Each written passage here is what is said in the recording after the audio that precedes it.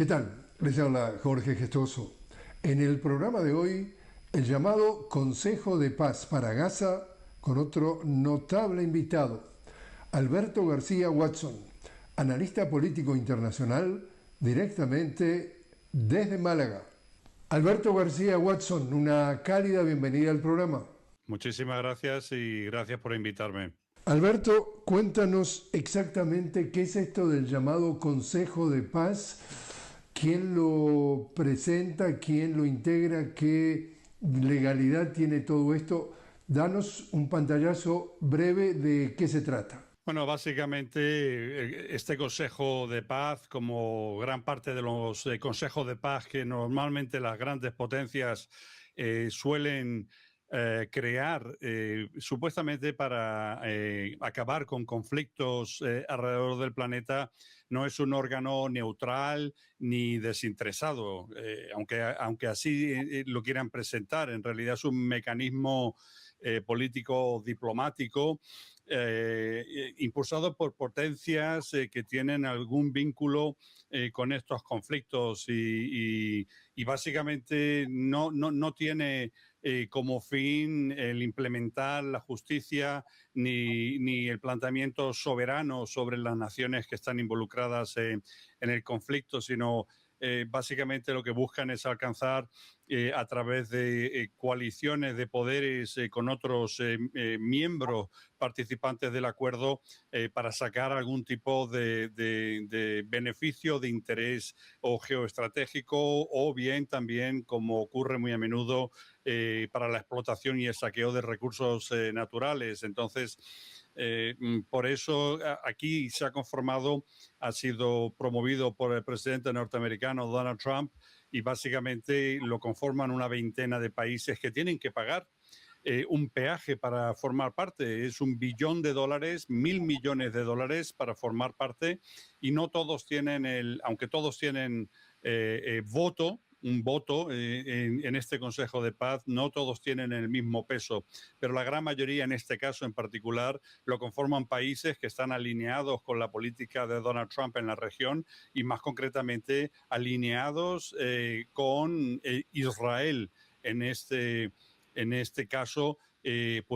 básicamente pues para aportar o para decidir siempre a favor de Israel en este conflicto. Aquí no tiene ni voz ni voto lo que tenga que decir ni Palestina ni los palestinos, y francamente es un hacer por parte de las grandes potencias aliadas de Israel en la región para, como digo, sin voz ni voto por parte de los palestinos, que se decida sobre su territorio y que se decida sobre sus intereses y su soberanía. Y si no estoy equivocado, ese dinero que hay que entrar con esta cuota, llamémosle así, sería administrado como objetivo final por el mismo Donald Trump. Efectivamente, él ha conformado un consejo que se va a dedicar a gestionar ese dinero, pero es básicamente, en este caso en particular, es como un club privado. Es una especie de Davos que con una cara de interés humanitario van a gestionar geoestratégicamente y en favor de Israel los intereses de este conflicto. Y básicamente, como digo, va a ser Donald Trump el gran beneficiado de este club y de la entrada a formar parte del privilegiado club de notables de Donald Trump en la región. Y obviamente, si vemos los perfiles de los países que participan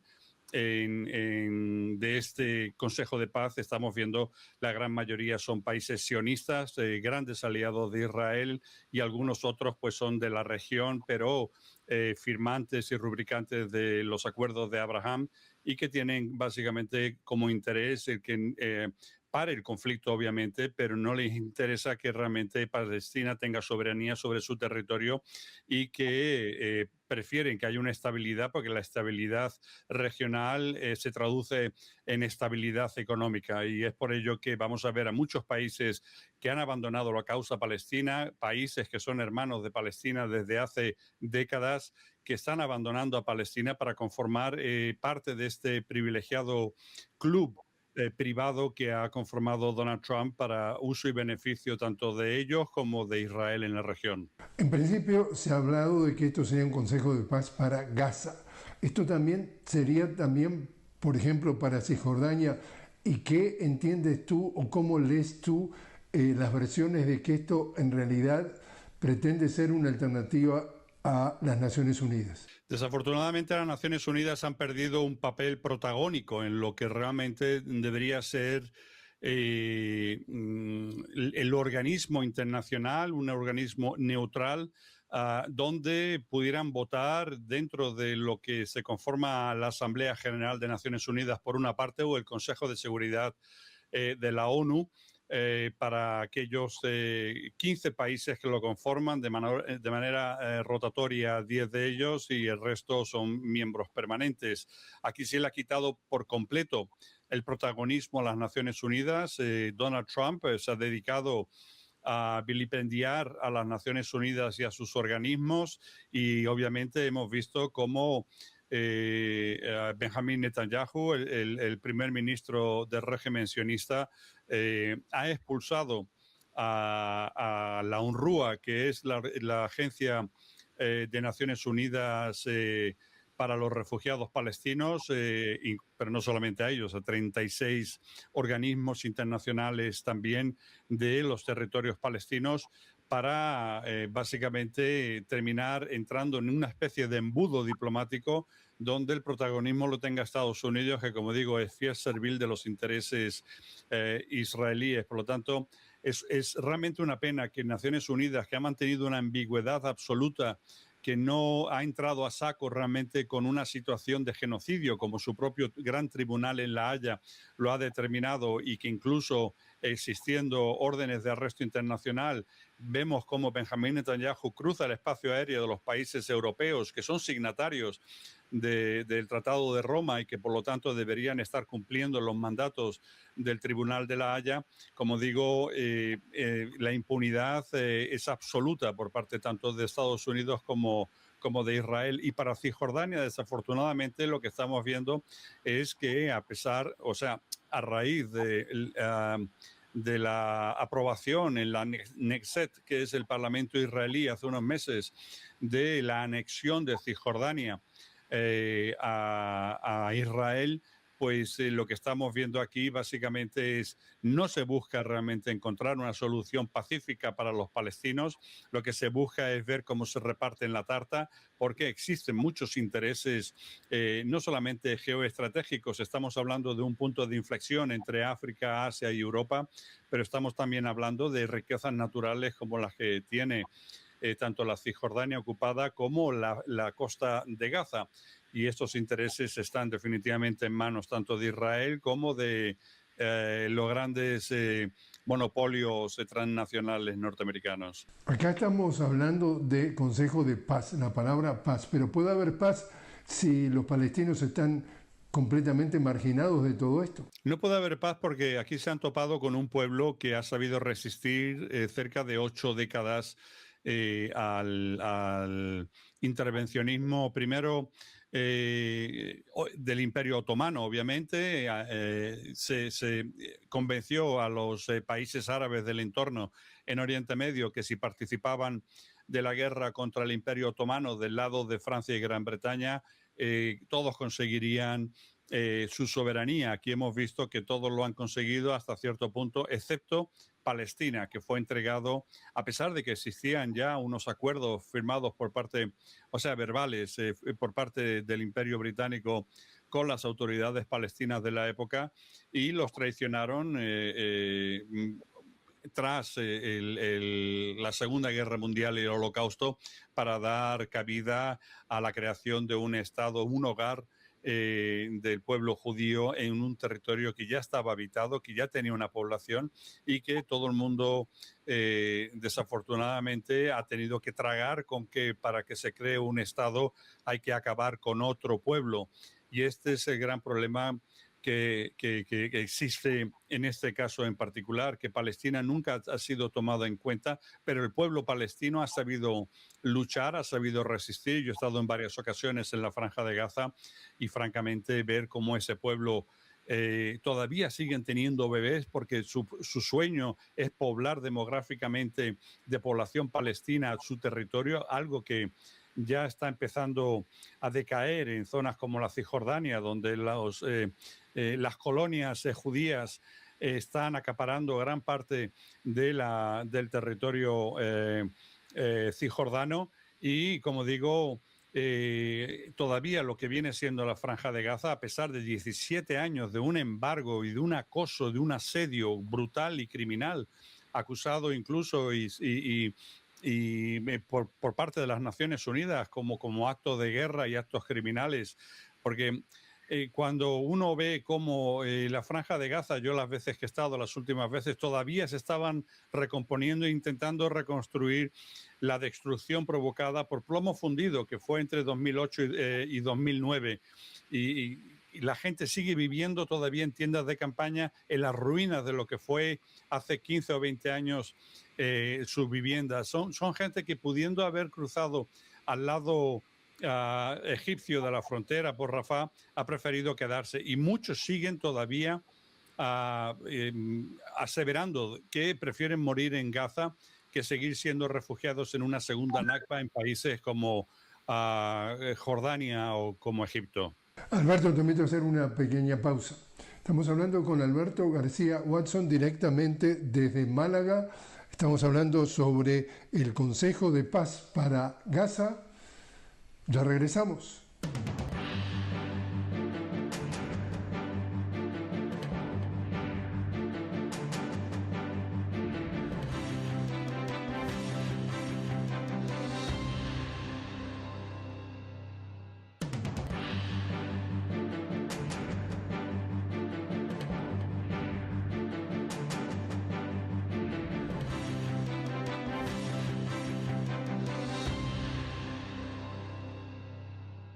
Continuamos hablando con Alberto García Watson directamente desde Málaga. Estamos hablando sobre el llamado Consejo de Paz para Gaza.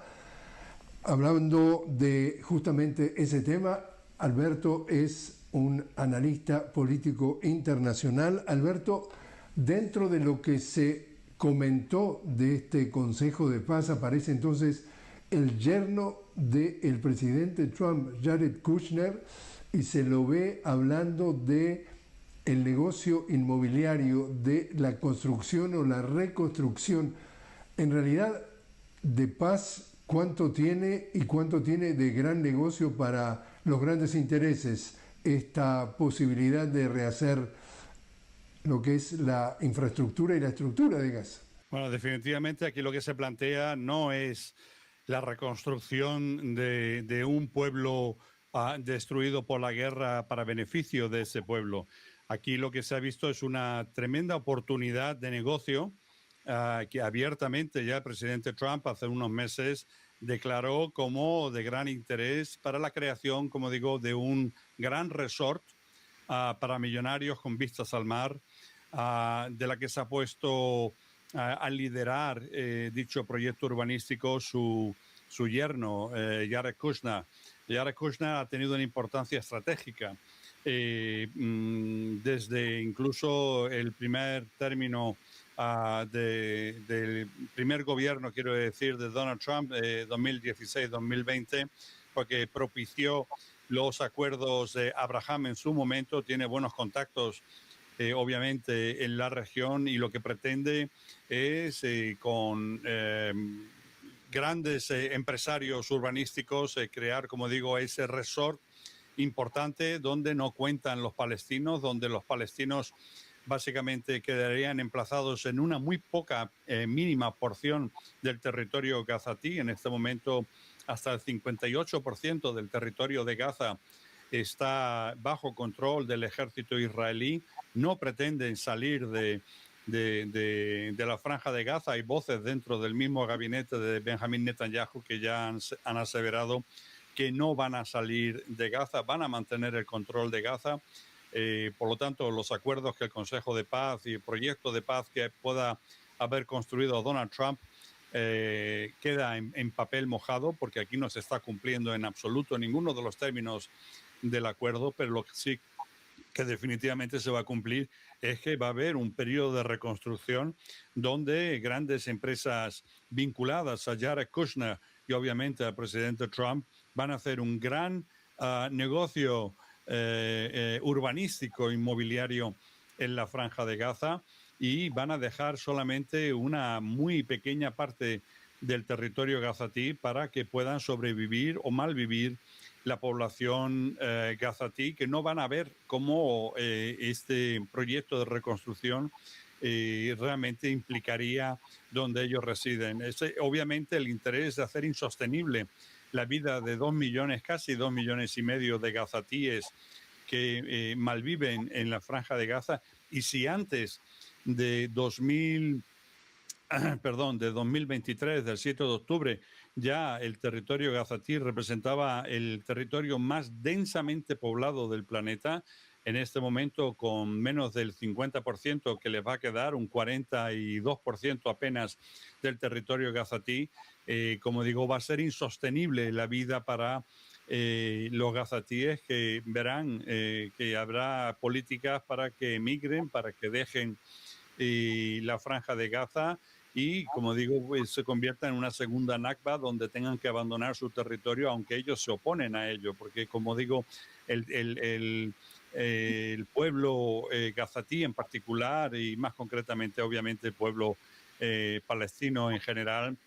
es un pueblo que resiste, ha sabido hacerlo desde que el Imperio Británico entregó a las grandes élites sionistas judías mundiales este territorio para crear ahí su hogar nacional. Pero sí, efectivamente, Jared Kushner, que también es judío, y cuya esposa, la hija del presidente Donald Trump, se convirtió al judaísmo de manera express también para formar parte de ese privilegiado grupo de sionistas que conforman el entorno de Donald Trump, están viendo de qué manera pueden crear, como digo, un negocio con la tragedia y la sangre del pueblo palestino, habiendo todavía más de 10.000 cadáveres entre las ruinas de lo que un día fue la Franja de Gaza. ¿Qué tipo de cronograma, si existe un cronograma, estamos hablando? Es decir, acá se está buscando participantes. Quien tiene $1.000.000 para entrar puede ser miembro, pero esto empieza a funcionar cómo, cuándo y quién tiene, digamos, una agenda de pasos a seguir respecto, por ejemplo, a la reconstrucción. La reconstrucción viene siendo la parte final del proyecto de paz promovido por Donald Trump. La primera fase era básicamente el intercambio de presos, el intercambio de presos vivos y presos muertos. Hace unos días se entregó el último cadáver el último prisionero israelí fallecido, lo más seguro, bajo los bombardeos israelíes durante su cautiverio en los túneles de la Franja de Gaza, y lo que tendría que haber sido una apertura total de la entrada fronteriza de Rafah, que da al lado egipcio de la frontera. Pues hemos visto cómo Israel, que sigue decidiendo quién entra, quién sale, en el día de ayer solamente 5 personas por motivos médicos pudieron cruzar, cuando lo que ha delimitado en este momento Israel es que solamente 150 de los 20.000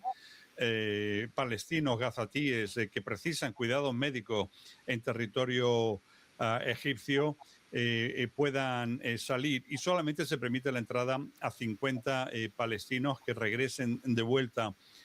a Gaza. Como digo, en este momento se está incumpliendo por completo. En las últimas horas ha habido nuevamente bombardeos en la zona de Han Yunis, en la Franja de Gaza, donde habrían cerca de 20 palestinos asesinados. En los últimos días hubieron más de 30 palestinos asesinados, siempre con la cantinela de que todos ellos eran miembros de Hamas o de las brigadas Al-Quds de la yihad islámica, pero nunca entre los muertos se encuentra uno solo de estos combatientes de la resistencia palestina. Son siempre civiles palestinos, en su gran mayoría mujeres y niños. Por lo tanto, el cumplimiento de las diferentes fases, en la última fase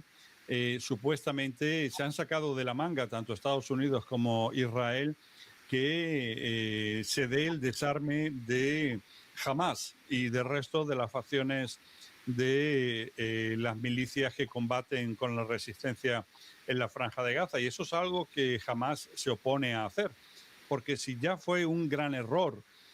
y esto suena muy poco humanitario lo que voy a decir, pero fue una gran torpeza por parte de la resistencia de entregar a todos los detenidos que tenía israelíes que tenía la resistencia, porque a partir de ese momento ya Israel entraría a devorar a todo el territorio, incumpliendo cualquier pacto de paz, cualquier acuerdo. Pues estamos viendo que si se da el desarme por parte de los combatientes de Hamas o de la Yihad Islámica o del Frente Popular para la Liberación de Palestina y otros grupos, básicamente no va a quedar con qué defenderse. Y aquí básicamente, aunque todavía estamos viendo voces en Occidente de que Israel tiene derecho a defenderse y que lo que están haciendo lo están haciendo en base a su derecho, un derecho que no tiene. Un pueblo ocupante no tiene derecho a la defensa. En cambio, sí tiene derecho a la defensa el pueblo palestino, que incluso le reconoce a las Naciones Unidas su capacidad de resistir y de luchar en contra de la potencia ocupante. Por lo tanto, como digo, aquí no existe realmente opciones de que vaya a cumplir ninguno de los acuerdos, y la parte final, que vendría siendo el desarme de Hamas, no va a tener lugar. Esto no va a ocurrir. Hamas no va a dejar las armas. El pueblo gazatí se opone a quedarse completamente indefenso ante lo que han visto durante los últimos 80 años de expansión, de brutalidad, en fin, de asesinatos, de masacres cada pocos años, o lo que está ocurriendo en este momento en Cisjordania, que ha sido uh, gran causa que provocó los ataques del 7 de octubre, cómo se desecraba incluso la mezquita de Al-Aqsa en Jerusalén, a Quds, y cómo la población palestina en los territorios ocupados de Cisjordania estaban viendo cómo sus terrenos, sus territorios y sus propiedades eran confiscadas para que se instalaran colonias solo para judíos, que contraviene el derecho internacional y la Carta de Naciones Unidas. Como digo, por lo tanto, quedaría completamente indefenso si esa última parte de los acuerdos de paz que se han sacado, como digo, de la manga tanto israelíes como norteamericanos, que es el desarme por parte de Hamas, no va a ocurrir. Y por lo tanto, como no va a ocurrir, Israel tiene esa nueva carta en la manga para no respetar los acuerdos, para que si tiene lugar algún tipo de reconstrucción, sea reconstrucción, como he dicho en un principio, solamente para los intereses inmobiliarios, tanto de Israel como de la familia de Trump y sus amigos, y francamente se va a extender en el tiempo este conflicto, porque mientras exista ocupación no hay justicia, y si no hay justicia no hay una reconstrucción que se base en una soberanía compartida o no existente, y básicamente eliminar el derecho de autoemancipación del pueblo palestino. Por último, ¿este Consejo de Paz podría fracasar? Yo creo que ha fracasado desde el momento que fue rubricado en el Cairo hace unos meses. Básicamente es una mamarrachada creada por Donald Trump, que es propio del elefante en la cacharrería, desconoce dónde se encuentran en la región los territorios por los que supuestamente va a apostar por la paz, crea un grupo de amigos sionistas favorables y aliados con Israel, y básicamente porque en este club de privilegiados no van a aceptar a nadie que se oponga. Allí no está, por ejemplo, países como Irán, nunca hubieran sido invitados, ni de Venezuela o Cuba, o países europeos que son favorables a la causa palestina, como España y otros. Aquí se ha apostado por incluir a este grupo de amiguetes, a este club privado de privilegiados, básicamente a los amigos de Israel, como son Javier Milei de Argentina, que teniendo una economía en bancarrota se puede permitir el dedicar 1 billón de dólares, 1.000 millones de dólares, a formar parte de este privilegiado club de amigos de Israel. Básicamente, esto es como si dos personas se quieren sortear una pizza y mientras hay negociaciones, una de las partes se está comiendo toda la pizza. Y esto es Israel. Y estos son los amigos y los aliados de Israel, porque sigue Occidente entregando armamento y sigue manteniendo la impunidad para que Israel siga participando en Olimpiadas, en torneos deportivos, futbolísticos, en cuestión académica, donde todavía existen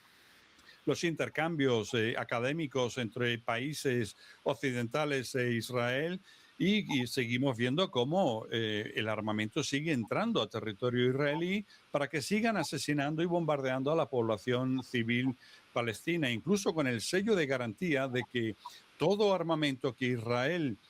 no solamente compra, pero que también vende, ha sido utilizado en el genocidio de más de 20.000 niños y niñas en la Franja de Gaza y de 70 y pico mil personas, en su gran mayoría civiles, aunque hay cifras de otros organismos que podrían hablar de más de 600.000 muertos palestinos en la Franja de Gaza. Por lo tanto, básicamente este club que afianza y blinda realmente el control por parte de Israel de todo el territorio, porque cuando Israel acabe con la Franja de Gaza y acabe con la Cisjordania ocupada, habrán otros territorios que forman o conforman parte del gran proyecto del Gran Israel, que son el Sinaí egipcio, es gran parte del Líbano, es gran parte de Siria, incluso Arabia Saudí. ¿Y hasta dónde pararían el proyecto sionista? Porque siempre van a encontrar una forma de la que defenderse de algo, siendo ellos los mayores genocidas de este siglo. Alberto García Watson, muchísimas gracias por haber estado con nosotros. Siempre un placer.